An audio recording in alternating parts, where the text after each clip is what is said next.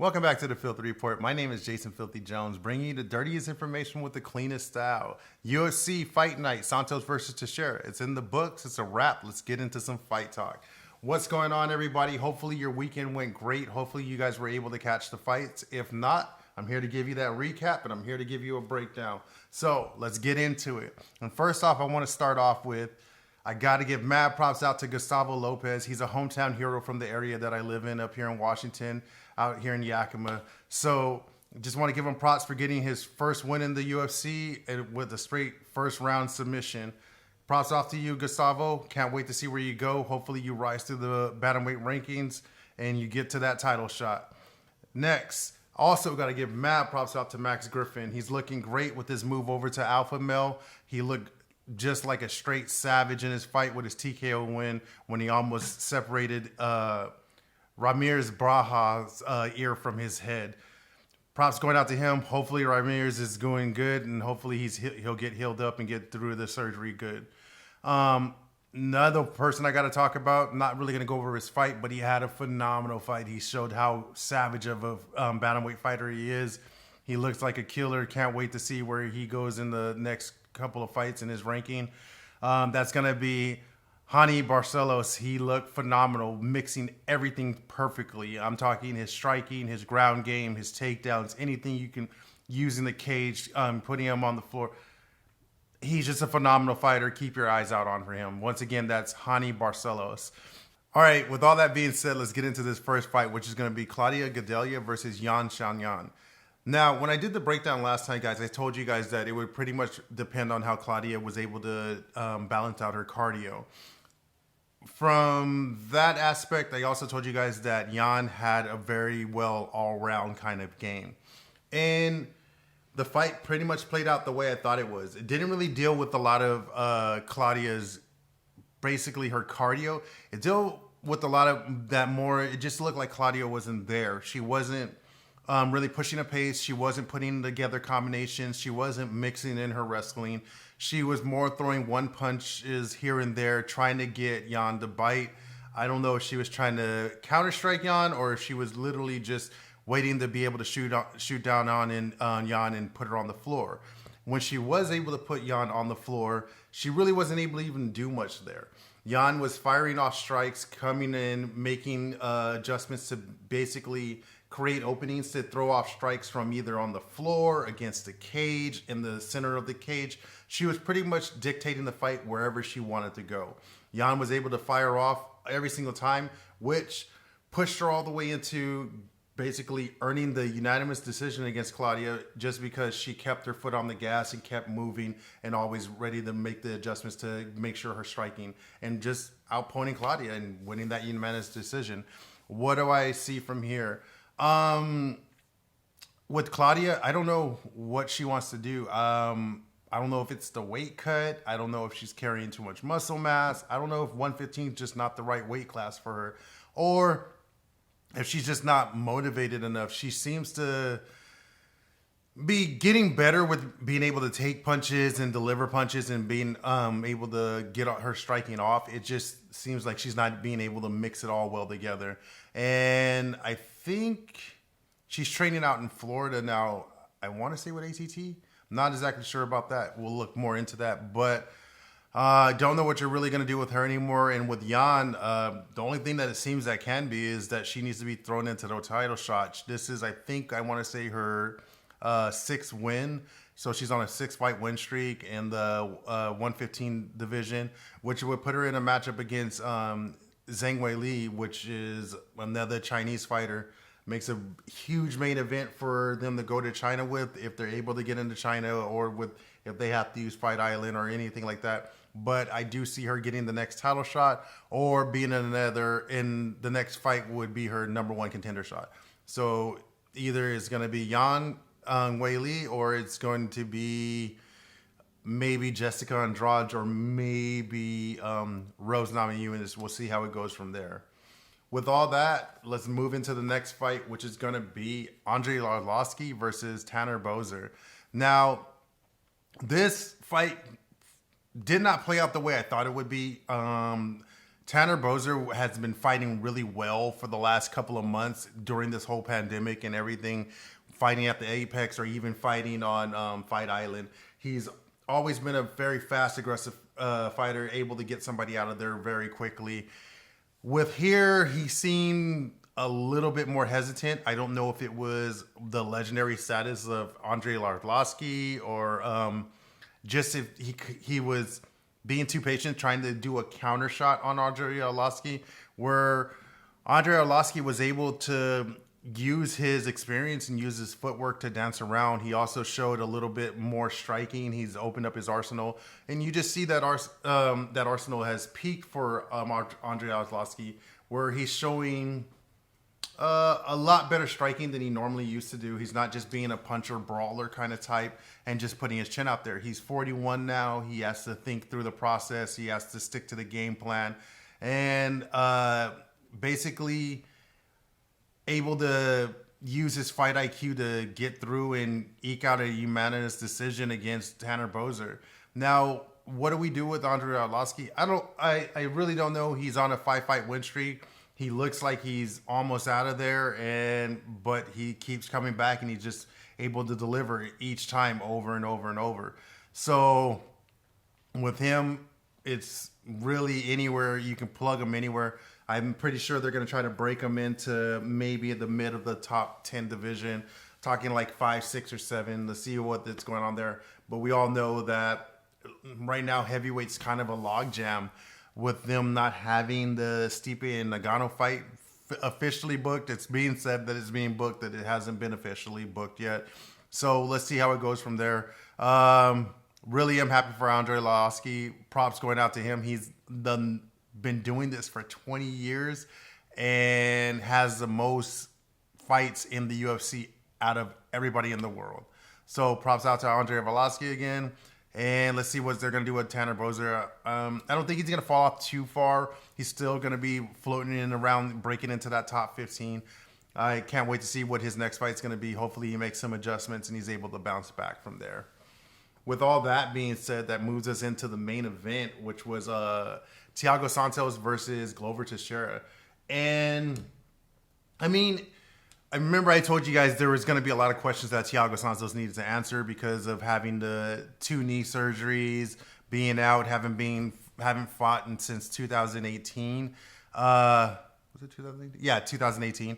I really think he answered a lot of questions. He shows that he still has the heart, still has the determination, still has the power, still has the skill to put forth. But with Glover, it just seemed like he had no answer for Glover's ground game. I did like where Thiago was coming out in the beginning, pushing the pace, coming out devastating, throwing really good leg kicks, devastating Glover's leg, and then able to catch Glover with the right hook. But what I didn't like seeing was basically when Santos was having Glover hurt, he was losing his fight IQ. When I mean by losing his fight IQ, I mean like he noticed that he was having him hurt, would just rush in on him, and which is not a good plan to do with Glover. Glover usually is able to create really big scrambles, especially when he's hurt or rocked or anything. It's basically just switching over the muscle memory, and he's able to get you into a position where he'll put you in a dominant position where he's able to basically hand off his ground and pound, which ended up happening in this. When he got rocked in the first round, knocked on his ass, basically Glover went into wrestler mode and double-legged Thiago Santos, able to get him down and put him in mounted position. He switched right to mounted position and just grounded and pounded him throughout the whole first round and finishing off the first round like that. Where in the second round, we pretty much saw the same exact thing happen. Glover was pushing the pace with Thiago coming in and was able to off-balance Thiago, take him down, put him on the ground, and round out the second round just by ground and pounding him, moving through transitions and controlling him on the floor, putting him in a rear naked choke. And damn near Thiago Santos was basically saved by the bell with Glover being on his back in that rear naked choke. So it comes off the same exact way in the third round. Thiago Santos is pushing the pace, able to catch Glover, put him on his ass, but made the wrong decision in going to the floor with Glover, and instead of just letting him back off and making the ref stand him up, seeing that he had him hurt. When you guys look at it from the understanding of this, Thiago Santos had the ability to win that fight in the stand-up. If he would have just allowed Glover to basically stand up and not really engage him in the ground, he would probably would have been able to take Glover out of there and be able to knock him out. Now, that being said, Glover was able to basically reverse the transition, get Thiago Santos's back, and because of Thiago burning himself out with all the ground and pound when he got Glover to the floor, Glover was able to get his back and put him in a rear naked choke and get the submission. What do I see from all this fight? With Glover, I'm really proud of Glover. That's a 5-fight win streak for him. Honestly, I think Glover deserves the title shot way more than Israel Adesanya. And I think Glover should just get the title shot here. With this win, it just showed how Glover has a savageness, a pure aggression, pure heart, and is able to deliver every single time. He's been in there with a lot of top-level competition, and he's been basically just beating the hell out of all of them and worked his way back up to a title shot. Now, we'll see how this plays out with the whole thing going on with Izzy and Jan Blachowicz. To me, I liked where Jan was coming in, tweeting at the end of the fight, saying that he feels like Glover should be the one to get the title shot, especially if Izzy's not able to wait till March. He's ready to go with Glover whenever he wants. So let's see how that goes. I'm hoping Glover gets that fight. And with Thiago Santos, I don't think he falls off too far. He'll probably drop down to maybe 3, maybe 4. I see a fight in the works for him already. I know they're talking, which I'll talk about in the news, is Dominic Reyes and Yuri is trying to be booked for a fight. If that doesn't fall through, I wouldn't mind seeing Thiago and Dominic Reyes go at it. I wouldn't. Matter of fact, anybody in the lightweight division, and don't ever forget that also Anthony Johnson is back in the USADA pool. So his name could come out the hat anytime. And who wouldn't want to see a Thiago Santos versus Anthony Rumble Johnson fight? Good Lord, that's an excitement fight. Let's get into this fight breakdown of UFC Fight Night, Islam Makachev versus Rafael dos Anjos. And right off the bat, guys, as I was walking in here to record this, I had to come with some breaking news. Islam Makachev has pulled out of the fight. Not exactly sure why, but they are looking for a new dance partner for Rafael dos Anjos. And like always, there's talking about his new dance partner and his Huckabee being none other than Michael Chandler. Now, as I say that they're talking to Michael Chandler to get this worked out, where I would think that would be a great fight for both of them, I just don't see Michael Chandler being interested in the fight. And the reason being is Rafael dos Anjos has been fighting for the last 2 years at welterweight, so he's not a ranked lightweight. Now, where it can benefit Michael Chandler is that Rafael dos Anjos is a former lightweight champion of the UFC. Just don't see it working out for him. I see Michael Chandler trying to pretty much take the fastest route for him to get a title shot, and I just don't see Rafael dos Anjos being that reason for him to get that title shot. So let's see how it works out. Not sure how it's going to play out. But with that being said, I'm only going to be talking about a couple of fights on this card because we don't really know how the card's going to play out or who's going to be in the main event. So starting off, I'm going to talk about Ashley Yoder and also Miranda Granger. Now, this fight could play out to be a really big fight for Ashley Yoder, being that she is a ground and pound kind of person. She likes to take you to the floor and pound you out and get that dub. Now, the problem that she could have here is that Miranda Granger is no slouch on the floor. She has a really good jiu-jitsu game. She's a very good submission artist. And also, she has some power in her hands so she can put you out with one shot.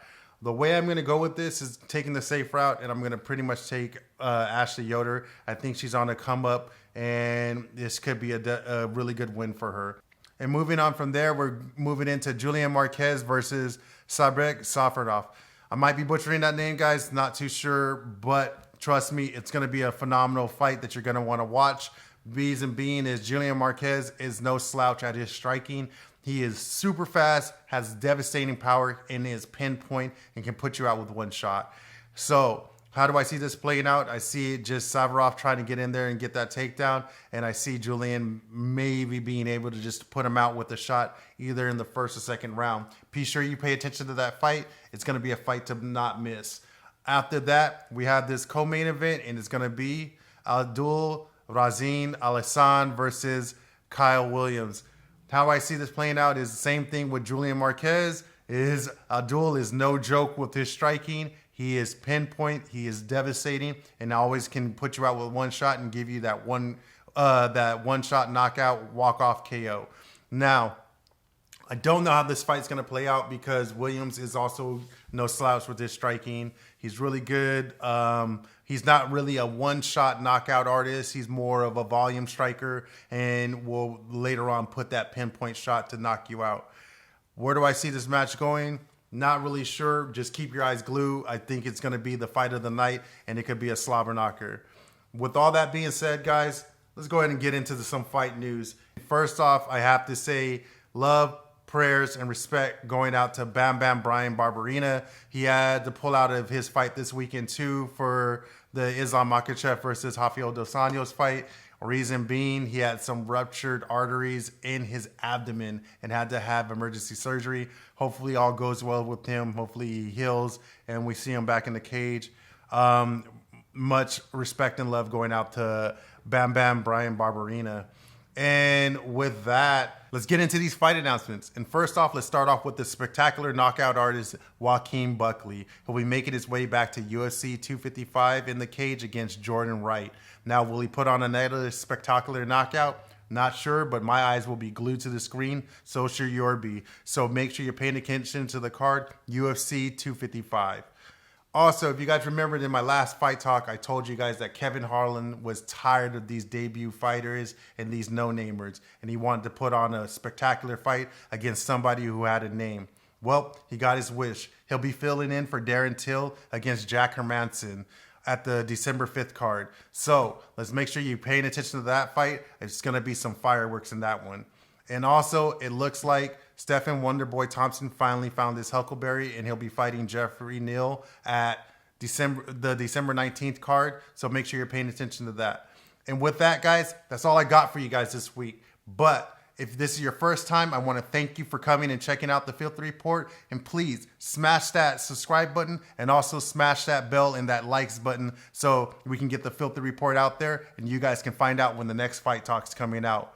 But like always, guys, please like, share, and subscribe. Get the Filthy Report out there. My name is Jason Filthy Jones, bringing you the dirtiest information with the cleanest style. Till next time, guys, peace.